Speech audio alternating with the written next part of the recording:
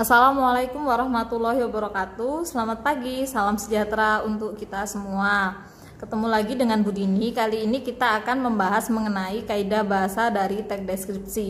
Dari setiap teks yang akan kita pelajari, itu ada 4 hal ya yang harus kita pahami dalam setiap teksnya. Yang pertama yaitu pengertian, yang kedua yaitu cirinya, yang ketiga adalah struktur dari teks tersebut, yang keempat yaitu kaidah bahasa atau ciri kebahasaan dari teks tersebut. Nah, saat ini kita sudah sampai di materi terakhir, yaitu materi ciri bahasa atau kaidah bahasa dari teks deskripsi. Teks deskripsi itu memiliki 6 ciri bahasa. Di antaranya yaitu yang pertama, menggunakan kata khusus untuk mengkonkretkan sesuatu. Kenapa dipilih kata khusus? Karena kembali lagi teks deskripsi itu sifatnya personal berdasarkan pendapat penulis.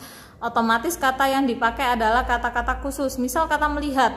Kata melihat itu kita carikan kata khususnya, yaitu kata menyaksikan, kata memandang. Itu lebih khusus atau lebih spesifik dari kata melihat. Tujuannya apa? Tujuannya untuk mengkonkretkan. Konkret itu artinya nyata, supaya pembaca itu bisa berimajinasi lebih nyata. Tujuannya supaya bisa membayangkan objek tersebut lebih konkret lagi. Nah, ciri bahasa yang kedua yaitu menggunakan kata yang menunjukkan emosi. Emosi itu jangan dipikir marah ya. Emosi itu bisa macam-macam, suka, senang, sedih, itu termasuk ke emosi kita. Jadi kalimat yang kita pilih atau kata-kata yang kita pilih itu yang menunjukkan emosi. Misal kalau kalimat contohnya gini, pantai itu terlihat indah. Kalau saya bilang indah ini sifatnya umum ya. Emosinya juga tidak terlalu terasa. Tapi kalau saya ganti dengan ini, pantai itu terlihat memukau, pantai itu terlihat mempesona, pantai itu terlihat elok. Lah, kalau di situ kita lebih menunjukkan emosi kita atau kita lebih menunjukkan kesukaan kita. Ciri bahasa yang ketiga yaitu kamu memilih bahasa yang seolah pembaca itu bisa melihat, bisa mendengar, dan juga bisa merasakan. Nah, itu bahasa yang bagaimana? Coba buatlah kalimat yang bisa ditangkap oleh alat indera kita.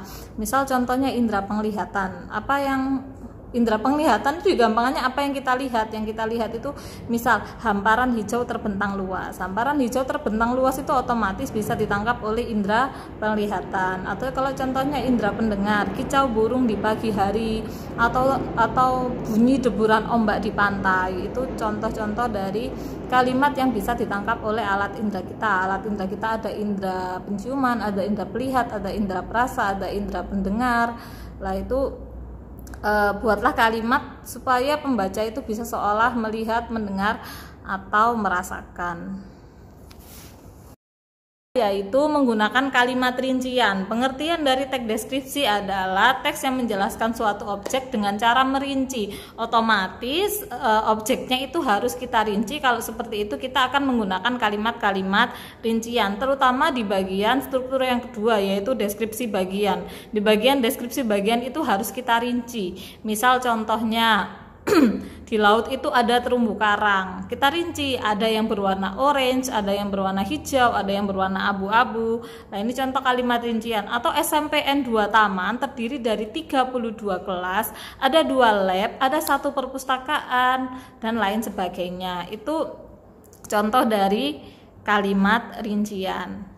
Ciri bahasa yang ketiga yaitu ciri bahasa yang kelima.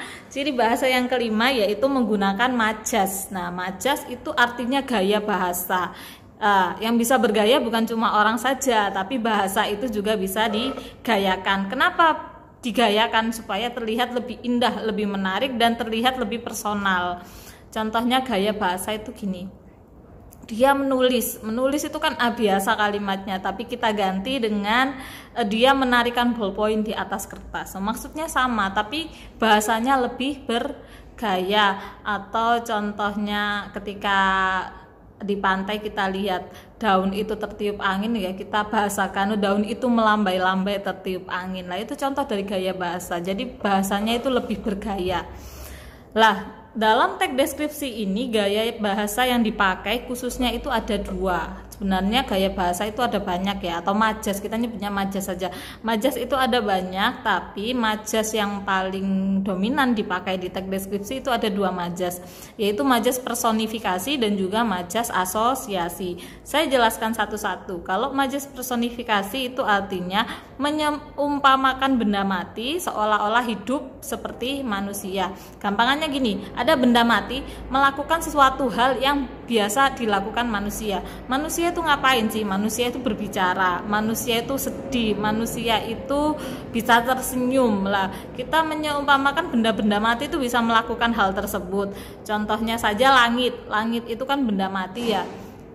Kita seumpamakan kayak manusia ngapain nih? Manusia nangis, langit sedang menangis. Yang kita maksudkan hujan, tapi bahasanya kita gayakan ke personifikasi. Kita menyeumpamakan langit itu kayak manusia, langitnya sedang menangis, tapi yang kita maksud itu hujan lah. Atau jam beker itu berteriak-teriak setiap pagi, padahal jam beker itu berbunyi, bahasanya yang benar jam beker itu berbunyi, tapi kita bahasakan jam beker itu berteriak-teriak setiap pagi, padahal yang biasa berteriak itu manusia. Nah, majas yang kedua yaitu majas asosiasi. Kalau majas asosiasi ini gampang sekali, dia majas perumpamaan. Kalau majas perumpamaan cirinya pasti ada kata bagaikan, ada kata seperti, ada kata layaknya, ada kata bak, wis. Pokoknya ada kata-kata itu, wah ini majas asosiasi. Misalnya pantai itu indah seperti surga dunia, atau bagaikan langit di sore hari yang berwarna biru sebiru hatiku. Nah, itu contoh dari majas asosiasi. Nah, ciri bahasa yang terakhir yaitu menggunakan kata ganti. Kata ganti itu dibagi menjadi tiga. Kata ganti orang pertama, orang kedua, dan juga orang ketiga. Orang pertama itu siapa? Budini ya. Kita nyebutnya saya. Ini kata gantinya. Budini ini kata Budini ini orang ya. Kata ganti orangnya itu saya. Ini kata ganti orang pertama. Nah, kata ganti orang kedua itu yang saya tunjuk, yaitu siapa yang sedang melihat ini. Nah, itu kamu. Kata ganti orang kedua itu kamu. Nah, kata ganti orang ketiga itu yang ada di jauh dari kita. Siapa itu? Itu dia atau ia.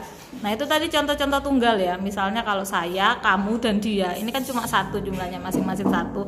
Itu kata ganti orang pertama tunggal. Ada juga kata ganti orang pertama jamak.